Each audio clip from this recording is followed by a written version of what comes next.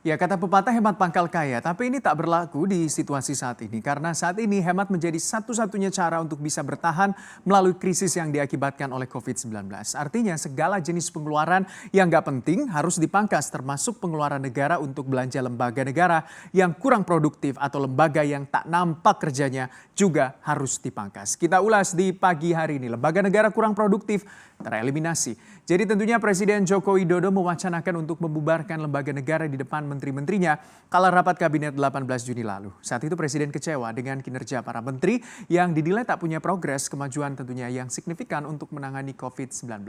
Tapi Pak Jokowi tidak merinci lembaga seperti apa yang akan dibubarkan. Kata Pak Jokowi, semakin ramping organisasi ya kosnya kan bisa semakin kita kembalikan. Anggaran biaya kalaupun kita bisa kembalikan ke kementerian atau menteri, ke dirjen, direktorat, direktur, kenapa kita harus pakai badan-badan itu lagi atau ke komisi-komisi itu lagi. Jadi pembubaran lembaga-lembaga yang tidak bermanfaat juga sebenarnya pernah diucapkan oleh Pak Jokowi pas menang Pilpres 2019 lalu. Di pidato kemenangannya yang bertajuk Visi Indonesia Maju. Jadi selama menjadi presiden dari 2014 lalu sebenarnya Pak Jokowi itu sudah membubarkan beberapa lembaga negara. Kita lihat sama-sama. Jadi lembaga negara yang dibubarkan oleh Pak Jokowi tercatat ada 23 lembaga negara yang dibubarkan selama Pak Jokowi menjabat. Di antaranya adalah Dewan Penerbangan Antariksa Nasional, Lembaga Koordinasi Pengendalian Peningkatan Kesejahteraan Sosial, Penyandang Cacat, ada Dewan Buku Nasional, Komisi Hukum Nasional, Badan Kebijaksanaan dan juga Pengendalian Pembangunan, Perumahan dan juga Permukiman Nasional, ada Komite Antar Departemen Bidang Kehutanan, lalu ada juga Badan Pengembangan Kawasan Pembangunan Ekonomi Terpadu, Komite Aksi Nasional Penghapusan Bentuk-bentuk Pekerjaan Terburuk untuk Anak, lalu Dewan Pengembangan Kawasan Indonesia Timur, ada Dewan Gula Indonesia, terus ada juga Badan Pengelolaan Penurunan Emisi Gas Rumah Kaca dari Deforestasi, Degradasi Hutan dan juga Lahan Gambut, ada Dewan Nasional Perubahan, ada Komisi Penanggulangan AIDS Nasional, Badan Benih Nasional, Badan Pengendali Bimbingan Massal, ada Dewan Pemantapan Ketahanan Ekonomi dan juga Keuangan, ada juga Komite Pengarah Pengembangan Kawasan Ekonomi Khusus, Pulau Batam, Pulau Bintan dan juga Pulau Karimun, Tim Nasional Pembakuan Nama Rupa Bumi, Dewan Kelautan Indonesia, Dewan Nasional Kawasan Perdagangan Bebas dan juga Pelabuhan Bebas, ada juga Badan Koordinasi Penataan Ruang Nasional, terus ada juga Komisi Nasional Pengendalian Zoonosis dan juga Badan Penanggulangan Lumpur Sidoarjo. Banyak sebenarnya, mungkin juga Anda kurang familiar dengan beberapa lembaga ataupun dewan-dewan ini. Nah, tapi selama menjabat ataupun menjabat sebagai presiden, Pak Jokowi juga membentuk sejumlah lembaga negara. Di antaranya adalah Badan Keamanan Laut atau Bakamla di tahun 2014, Kantor Staf Presiden atau KSP di tahun 2015, Badan Restorasi Gambut di tahun 2016, lalu ada Komite Ekonomi dan Industri Nasional di tahun 2016, ada Satgas Saber Pungli di tahun 2016, lalu Badan Peningkatan Penyelenggaraan Sistem Penyediaan Air Minum di 2016, Komite Nasional Keuangan Syariah di 2016, ada UKP Pembinaan Ideologi Pancasila yang dulu juga sempat menjadi sorotan begitu soal gajinya, lalu ada juga Badan Siber dan juga Sandi Negara di tahun 2017. Tapi pertanyaannya, lembaga mana lagi nih yang akan di-cut atau dihilangkan sama Pak Jokowi? Kita lihat sama-sama. Jadi menurut Pak Muldoko sebagai Kepala Kantor Staf Presiden, maksud Pak Jokowi untuk menyederhanakan birokrasi adalah pemerintah memikirkan struktur organisasi yang dibuat harus efektif. Pertama, harus memiliki fleksibilitas tinggi. Yang kedua, harus adaptif. Dan yang ketiga, bersifat sederhana. Supaya kalau punya karakter, akan memiliki kecepatan yang tinggi. Jadi menurut Pak Muldoko, yang akan menjadi concern dari Kementerian Pan-RB atau Kemenpan-RB untuk dievaluasi atau di-cut adalah lembaga-lembaga yang berbentuk komisi yang berdiri berdasarkan PP dan juga Perpres. Kalau KSP gimana Pak Muldoko? Kan dibentuknya lewat Perpres dan juga tentunya Perpres nomor 83 tahun 2019 ya. Cuma Pak Jokowi yang tahu. Jadi tentunya kata Pak Muldoko juga ini perlukan 18 lembaga dihapus atau dihapus dievaluasi supaya betul-betul menuju efisiensi. Jadi apa yang harus dihapuskan? Katanya adalah komisi lanjut usia nih karena ini tidak pernah terdengar apakah itu ada dalam tupoksi Kementerian PPA atau mungkin masih dalam tupoksi dari Kemen PPA dan mungkin bisa lagi dipikirkan. Ini menurut Pak Muldoko. Ada juga Badan Restorasi ataupun Badan Akreditasi Olahraga dan juga Badan Restorasi Gambut. Tapi kalau Badan Restorasi Gambut ini perannya cukup baik. Sedang dikaji adalah kalau dari sisi penanganan kebakaran lahan apakah cukup ditangani oleh BNPB, kalau optimalisasi gambut untuk pertanian, apakah cukup dari Kementan, jadi masih dikaji. Kalau menurut Pak Menpan RB, yaitu Pak Cahyokumolo, banyak lembaga negara sebenarnya yang potensial dibubarkan oleh pemerintah. Jadi menurut Pak Cahyo ada 96 lembaga dan juga komisi saat ini.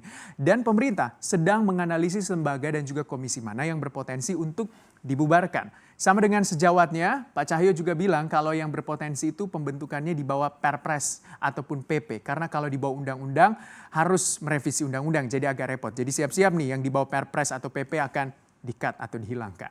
Jadi sekarang kita lihat bagaimana sebenarnya lembaga negara ini kalau yang dibubarkan versi ekonom, bagaimana penghematannya. Jadi sejumlah ekonom memang sepakat kalau Pak Presiden ingin membubarkan 18 lembaga negara. Menurut Direktur Eksekutif dari Indef, Tauhid Ahmad, ada 3 kriteria apabila pemerintah ingin membubarkan lembaga negara. Yaitu adalah lembaga yang bersifat komite yang dinilai seringkali tupoksinya bertabrakan dengan kementerian dan juga lembaga lain. Yang kedua adalah lembaga yang penyerapan anggarannya rendah dibanding dengan yang lain. Dan yang ketiga adalah lembaga yang pencapaian output dan outcome-nya dari masing-masing lembaga jauh dari targetnya. Tauhid juga mengapresiasi langkah dari Pak Jokowi yang sudah menggabungkan Badan Pengkajian Penerapan Teknologi ataupun BPPT dengan Kementerian Riset dan juga Teknologi yang menjadi BRIN yang kini berada di bawah kepemimpinan Bapak Bambang Brojonegoro. Ia juga mencontohkan kalau misalnya bisa saja Pusat Pelaporan dan juga Analisis Transaksi Keuangan ataupun PPATK ini digabungkan dengan Kementerian Keuangan atau di bawah Kemenq. Karena menurutnya fungsi PPATK tidak kelihatan di publik. Ada juga Badan Pengawasan Keuangan dan juga Pembangunan ataupun BPKP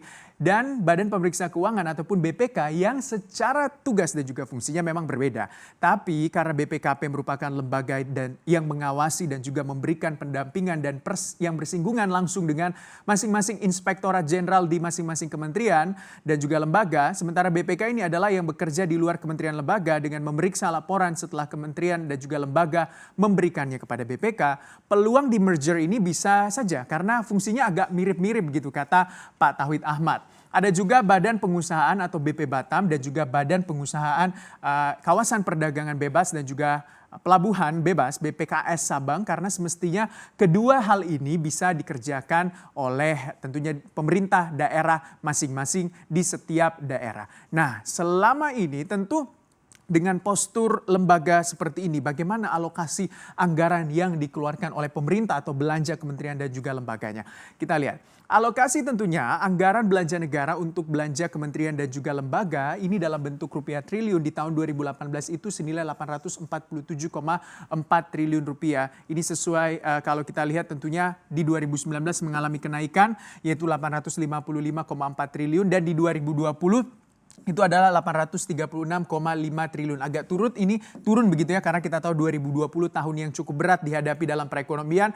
Ini sesuai dengan tentunya Perpres nomor 54 tahun 2020 di mana tentunya realisasi ini terjadi sampai saat bulan Mei 2020 adalah senilai 270 triliun rupiah. Sementara itu kalau kita lihat belanja pegawai pemerintah ini sesuai dengan APBN di tahun 2019 yaitu sekitar 381,56